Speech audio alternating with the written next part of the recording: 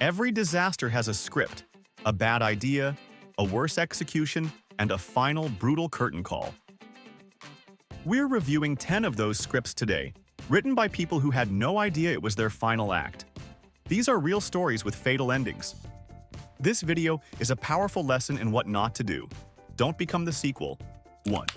The story of the flawless teamwork that ended in a fatal freefall is a perfect, if tragic, example of what happens when a plan is too perfect for its own good. Our scene is a breathtaking cliffside in Norway, a place of majestic fjords and dizzying heights that serves as a mecca for base jumpers worldwide.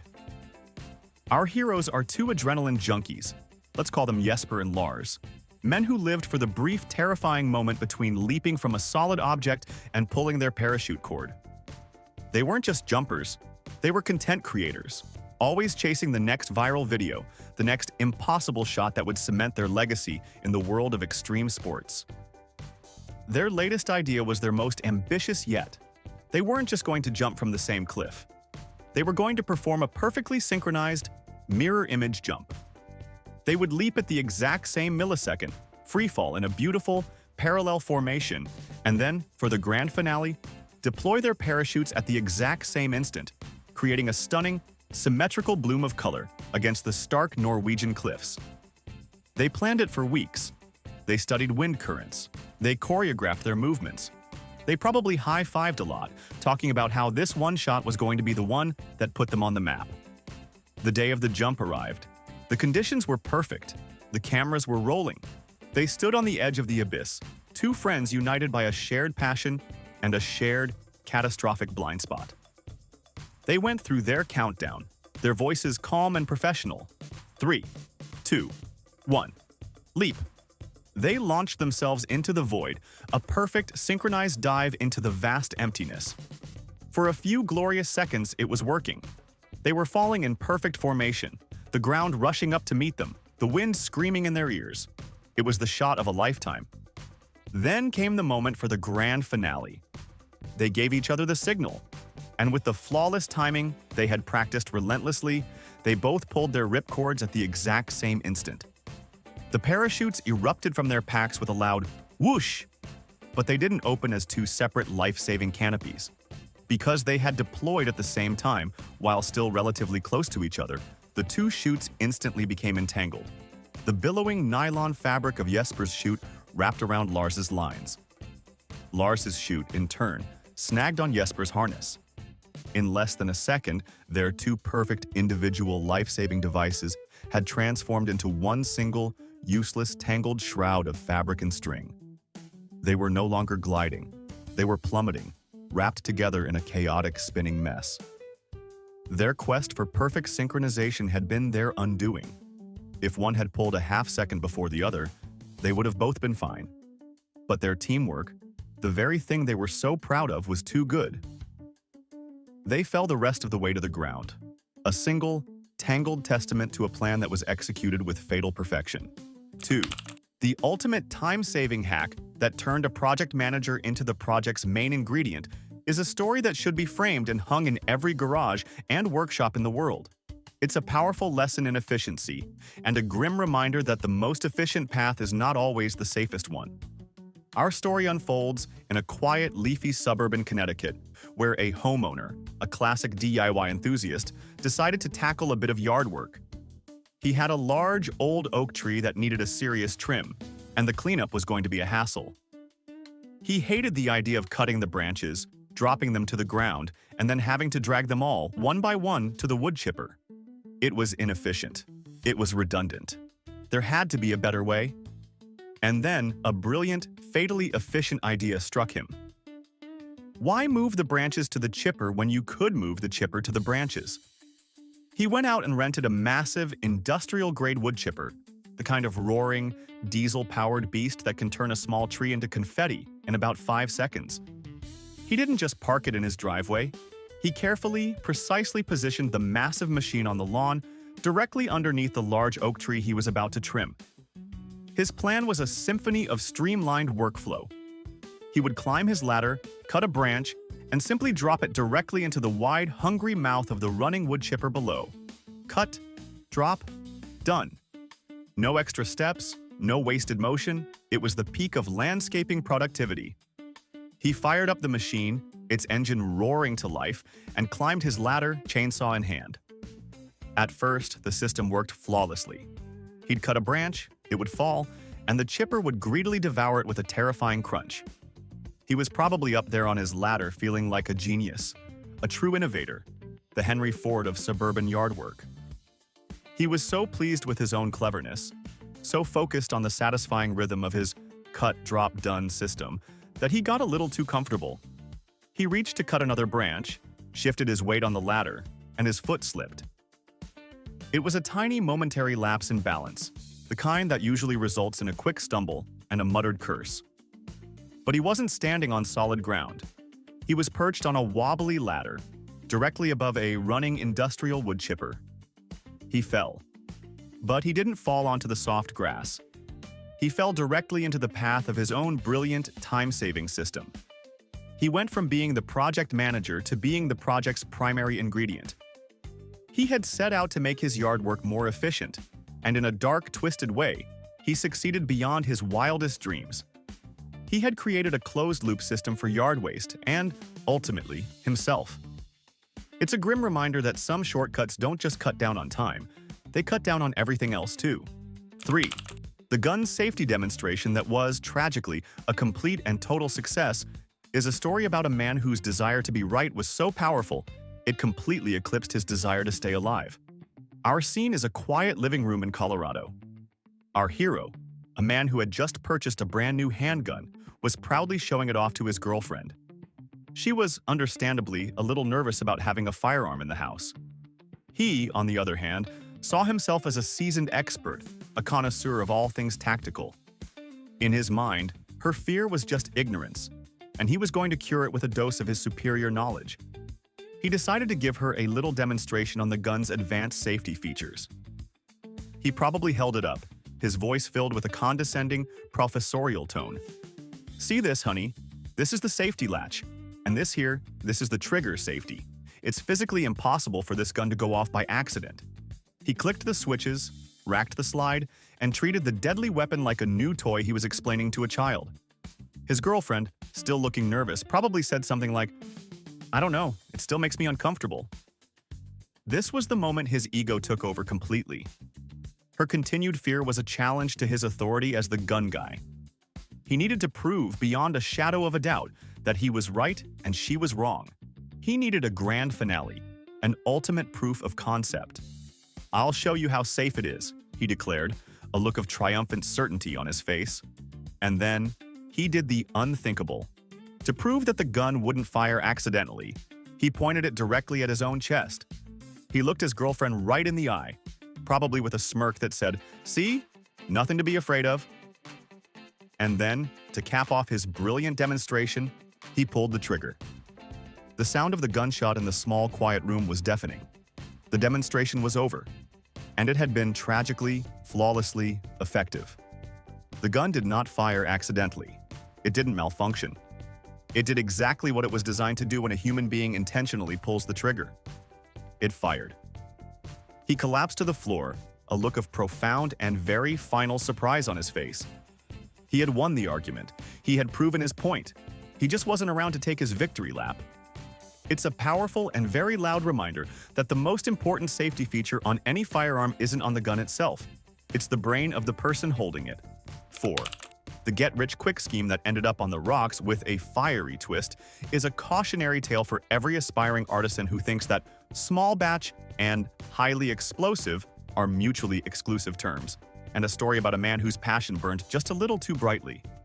Our story unfolds in a chilly, damp shed in Scotland, the kind of place that smells of wet earth, ambition, and, on this particular evening, a whole lot of alcohol vapor. Our protagonist, let's call him Angus, was a man with a vision. He wasn't just some guy messing around in a shed. He was an entrepreneur, a craft distiller on the verge of creating the next great Scottish spirit. His product? Homemade gin. Not just any gin, but a bespoke artisanal creation he'd spent months perfecting. He'd meticulously selected his botanicals, agonized over the exact ratio of juniper to coriander, and built his own still. a magnificent, if slightly temperamental, copper contraption that bubbled and hissed like a small metallic dragon. He saw himself as a modern-day alchemist, a rebel challenging the big corporations, turning simple ingredients into liquid gold. But his operation was, to put it mildly, low budget.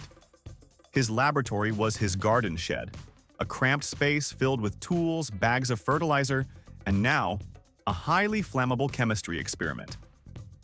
On this fateful evening, he was overseeing a fresh run, convinced that this batch was the one. The clear, potent spirit was slowly dripping from the condenser, and the air in the shed was becoming thick and heavy with its sweet, pungent aroma. It was the smell of progress, but it was also the smell of highly concentrated, atomized ethanol. A vapor, just waiting for an excuse to become a fireball. To combat the damp Scottish chill, Angus had a small, cheap electric space heater humming away in the corner. Its glowing orange coils cast a warm, inviting light on the scene, a silent, patient accomplice in the impending disaster. Angus, eager to taste his creation, decided not to wait for it to cool or be properly decanted. He was a hands-on kind of guy. He leaned over his magnificent copper still, a glass in hand, to catch a dram of the fresh, high-proof gin directly from the source. As he did, he moved a little too close to the space heater. The dense, invisible cloud of alcohol fumes, which had been pooling near the floor, finally found what it had been looking for. The glowing coils of the heater provided the perfect ignition source. The result was not a small flame. It was a violent, instantaneous whoomp as the entire shed atmosphere detonated. A wave of blue flame flashed across the room, engulfing everything in its path. The still itself, now superheated and filled with boiling, high-proof alcohol, could not contain the pressure. It ruptured, turning from a tool of creation into a bomb. The resulting explosion was immense, blowing the flimsy wooden walls of the shed outwards and sending the roof flying into the night sky. Our artisan distiller, standing directly at ground zero, became the first and only taste tester of his explosive new cocktail.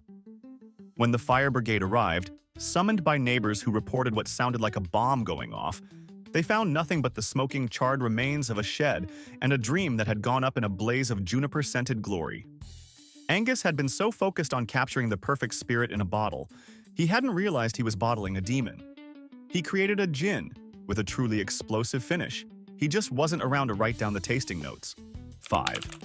The human alarm clock that had a fatal snooze button is a story that proves even the most foolproof plan can be undone by a simple, brutal miscalculation of time, distance, and the awesome, unforgiving power of a freight train. Our story is about a man who loved two things in this world more than anything: the feeling of warm sunshine on his skin and a good solid nap. One beautiful, cloudless afternoon, he found what he believed to be the absolute perfect spot to combine his two passions. He wasn't on a quiet beach or in a secluded meadow. His chosen napping spot, his personal slice of paradise, was the dead center of a set of active railroad tracks that ran through the countryside. Now, to any rational human being, this sounds less like a nap spot and more like a final resting place. But our hero had a theory. He had a system. He wasn't worried about the inherent dangers because he believed he had discovered a giant, foolproof, self-setting alarm clock. He had reasoned with a logic that was both brilliant and breathtakingly flawed that the vibration of an approaching train, the deep, rhythmic rumbling that travels through the steel rails, would move much faster than the train itself. He imagined he would be gently roused from his slumber by this natural, ground-based vibration, giving him what he assumed would be ample time to wake up, stretch, yawn, and casually saunter off the tracks long before the train actually arrived. It was, in his mind, a perfect, self-regulating system of safety and comfort. Convinced of his own genius, he lay down, using one of the warm steel rails as a sort of rustic pillow, and let the sun lull him into a peaceful sleep. He probably drifted off with a contented smile on his face, secure in the knowledge that he had outsmarted danger itself.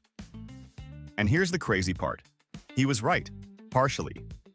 Sometime later, just as he had predicted, the deep, unmistakable vibration of a multi-hundred-ton freight train began to hum through the rails.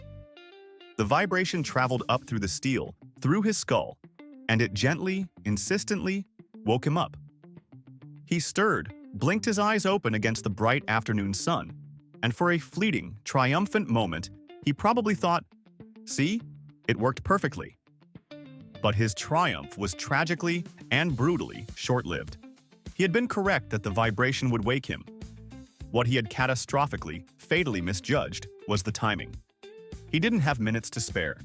He didn't even have 30 seconds. The train, the very source of his gentle awakening, was not some distant rumble on the horizon. It was already practically on top of him, its massive form blotting out the sun, its horn blasting a deafening final warning that he barely had time to register. The time between his brain processing, "Oh, I feel a vibration," and "Oh, that's a train," was almost zero.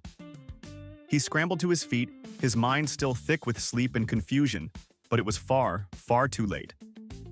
There was no time to run, no time to even lurch to the side. The train, which had so kindly served as his alarm clock, now served as his executioner. He had successfully tested his hypothesis, but he forgot to account for the margin of error. His brilliant plan had worked exactly as designed, right up until the precise moment it failed completely and utterly. 6. The Parrot Smuggler whose cargo decided to file a very loud, very bitey complaint is a cautionary tale about the perils of underestimating your contraband, especially when your contraband has wings, a sharp beak, and a really bad attitude. Our protagonist is a man who decided to get into the lucrative and highly illegal world of exotic animal smuggling. His chosen cargo? A collection of rare, brightly colored, and very valuable parrots. His challenge was to get them through customs without anyone noticing. He couldn't just put them in a cage. He needed a clever, stealthy plan. And the plan he came up with was a true masterpiece of desperation and questionable choices. He decided to turn his own body into a smuggling vessel. He sedated the birds, hoping to keep them quiet and docile for the long flight. Then he carefully, and with what must have been a great deal of difficulty, taped the sleeping parrots to his legs and torso, underneath a pair of ridiculously baggy trousers and a loose-fitting shirt. He probably looked lumpy and awkward, but he was counting on the authorities just thinking he had a weird body shape. He waddled onto the plane, a human aviary of sleeping feathered contraband, his heart probably pounding a nervous rhythm against the bird taped to his chest. He settled in for the flight, probably thinking he was a genius, a modern-day smuggling mastermind. At first, his plan seemed to be working, but he had made a critical miscalculation about the sedatives.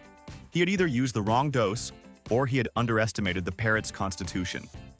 Halfway through the flight, at an altitude of 30,000 feet, the sedatives began to wear off. The birds started to wake up. And they were not happy. They found themselves in a dark, warm, cramped, and decidedly non-jungle environment, taped to a sweaty human leg. Understandably agitated, they did what parrots do when they're angry. They started to squawk. And then they started to bite. Our smuggler, sitting in his aisle seat trying to look casual, suddenly had a dozen sharp beaks pecking and biting at his most sensitive areas from under his clothes. He started to yelp in pain, trying to stifle his cries, his body twitching and jerking involuntarily. The muffled squawks of the parrots, combined with the man's pained, high-pitched yelps, quickly drew the attention of the flight attendants and his fellow passengers. His brilliant disguise was unraveling, one painful bite at a time. The flight crew, alerted to the strange feathered commotion happening in seat 23B, confronted him. His smuggling career came to an abrupt and deeply embarrassing end, right there in the middle of the cabin. He had tried to silence his cargo, but ended up creating a situation that was impossible to ignore. He was arrested upon landing, covered in bird bites and shame. His parrots were confiscated, and he was left with nothing but a good story for his cellmate and a newfound respect for the power of an angry beak. 7. The ultimate proof of love that ended with a tragic twist of irony is a story that sounds like a dark, twisted romantic comedy. A cautionary tale about the dangers of taking things a little too literally, especially when your girlfriend is being sarcastic. Our story unfolds in a high-rise apartment building in Russia, in the middle of a heated, passionate argument between a young man, let's call him Ivan, and his girlfriend, Svetlana. It was a classic couples fight, probably over something trivial, but it had escalated to the point of high drama. In the heat of the moment, trying to make a point about his supposed lack of commitment, Svetlana said something she didn't mean, a throwaway, sarcastic line. She looked at him with frustration and said, "Oh, what would you do for me? You'd probably jump off a building for me, wouldn't you?" To her, it was just a figure of speech, a bit of hyperbole. But Ivan, his mind a cocktail of romantic fervor and profound stupidity, did not hear sarcasm. He heard a challenge, a quest, a noble, if slightly insane, way to prove the depths of his love. Without saying a word, he calmly turned, walked over to their 9th-floor apartment balcony, and climbed over the railing. Svetlana probably watched, her anger turning to confusion, then to dawning horror, thinking he was just making a point.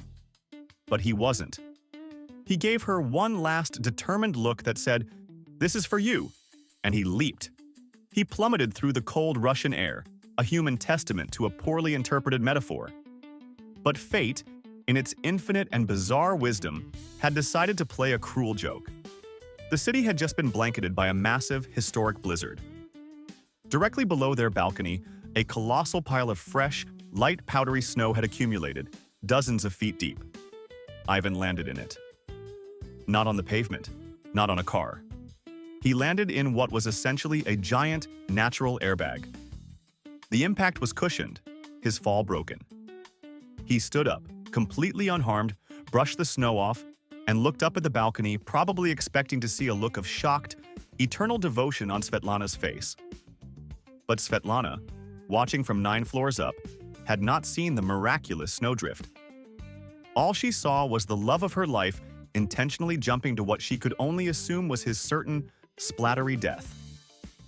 The shock, the grief, the sheer, overwhelming horror of the moment was too much for her. She fainted. But she didn't faint backwards into the safety of the apartment. She fainted forward, a dead weight collapsing against the low balcony railing. She tumbled over the edge, an unconscious, tragic echo of her boyfriend's intentional leap. She fell the 9 stories and landed on the hard, unforgiving ground just a few feet from where Ivan was standing, completely bewildered. He had jumped to prove his love for her and survived without a scratch. She had fainted from the shock of his love and died instantly. It's a story of such perfect, tragic, and heartbreaking irony, it's almost poetic. 8. The Day It Rained Monkeys is a story that proves sometimes the most dangerous thing in the world isn't a predator or a natural disaster. It's just being in the wrong place at the wrong time, under the wrong, very overloaded tree branch. Our story takes us to a bustling street in India, a place of vibrant colors, chaotic traffic, and a surprising amount of urban wildlife. Our hero was just a man going about his day, walking down the sidewalk, probably thinking about his lunch or the weather. He was completely unaware that he was walking directly into a bizarre and uniquely fatal alignment of circumstances. Above him, a large, sprawling tree branch stretched out over the street, providing a welcome patch of shade. This branch was not empty. It was, at that particular moment, the chosen hangout spot for an entire troop of monkeys. We're talking several dozen primates, big ones, small ones, all of them just monkeying around, chasing each other, grooming, and generally adding to the collective weight on the branch. The branch, which had probably been there for decades, was old. It was probably weakened by age, weather, and maybe even a few termite infestations. It was a ticking time bomb, and the monkeys were the timer. As our hero walked directly underneath, the final critical monkey must have jumped onto the branch. It was the straw that broke the camel's back, or in this case, the primate that snapped the timber. With a loud, splintering crack that probably sounded like a gunshot, the massive branch gave way. It didn't just drift gently to the ground. It fell, bringing with it the entire, now very surprised, troop of monkeys. Our hero, who was probably just looking at his phone, looked up just in time to see a literal rain of fur, branches, and screaming primates descending directly upon him. He was crushed instantly under the combined, immense weight of the branch and several dozen panicked monkeys. The scene for the first responders must have been one of the most surreal in history. A man, a giant tree branch, and a chaotic, screeching mob of monkeys, all in a pile in the middle of the sidewalk. It's a story that defies easy explanation, a freak accident of such bizarre proportions it almost feels like a cartoon. He hadn't done anything stupid. He hadn't taken any risks. He had just been walking down the street. But he became a tragic victim of a simple, brutal equation: the structural integrity of one tree branch versus the collective weight of a whole lot of monkeys. And on that day, the monkeys won. 9. The Man Who Mistook the River for a Swimming Pool in January is a chilling story about a man whose arrogance and complete disregard for the laws of thermodynamics led to a very quick, very cold conclusion. We find ourselves in Russia, in the dead of winter. The kind of winter where the air hurts your face, and the rivers are not flowing bodies of water, but solid, frozen highways of ice. Our hero, a man who was probably described by his friends as a character, got into an argument. It was likely fueled by a healthy amount of vodka, and it was about his own personal toughness. He was boasting about his immunity to the cold, about his superior, hardy Russian constitution. He claimed that the freezing temperatures didn't affect him, that he was tougher than the winter itself. As the argument escalated, he decided he needed to prove his point. He wasn't just going to stand outside without a coat. He was going to do something so bold, so unbelievably reckless, it would silence all doubters forever. He declared that he was going to swim across the local river, in the middle of January. The river was almost entirely frozen over, but near a local bridge, there was a patch of open, unfrozen water, its dark, black surface steaming in the frigid air. That was his stage. His friends, now genuinely concerned, tried to talk him out of it. "You're insane. You'll die in seconds," they probably pleaded. But their concern only fueled his ego. He saw their fear as a sign of his own strength. He stripped down to his underwear, a lone, shivering figure in a vast white landscape of snow and ice. He took a running start and leaped into the water. The shock of the near-freezing water must have been instantaneous and absolute. Any air in his lungs was probably driven out in a single, involuntary gasp. The human body is not designed for this. Immersion in water that cold triggers an instantaneous cold shock response.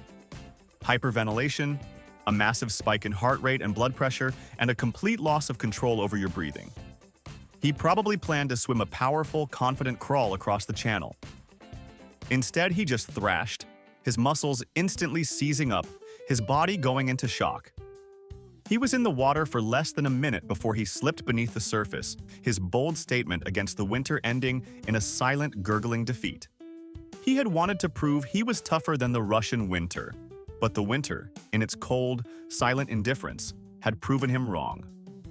It's a powerful lesson that no amount of vodka or bravado can repeal the fundamental laws of hypothermia. 10. The synchronized flight that ended in a tragic miscalculation is a story that comes from the high-stakes world of wingsuit base jumping, a sport where the line between perfection and catastrophe is measured in inches. Our heroes are two friends in Norway, a pair of elite athletes who lived for the thrill of flying. They were part of a new generation of jumpers, pushing the limits of what was possible, all while capturing it on camera for their online followers. Their latest project was their most daring yet. They planned to perform a perfectly synchronized flight through a narrow, treacherous mountain gorge. They wouldn't just jump together. They would fly in a tight wingtip-to-wingtip formation, like fighter jets, a breathtaking display of skill and trust. The day of the jump was perfect. The sky was clear, the winds were calm. They stood on the edge of the cliff, going over the plan one last time, their helmet cameras recording every moment. One of them, let's call him Anders, was the lead flyer. His partner would follow his every move.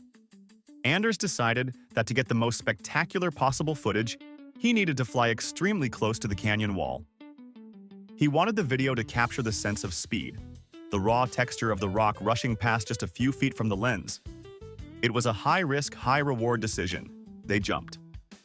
For a minute, the flight was flawless. They were soaring, two human birds in perfect sync, the scenery a beautiful, terrifying blur.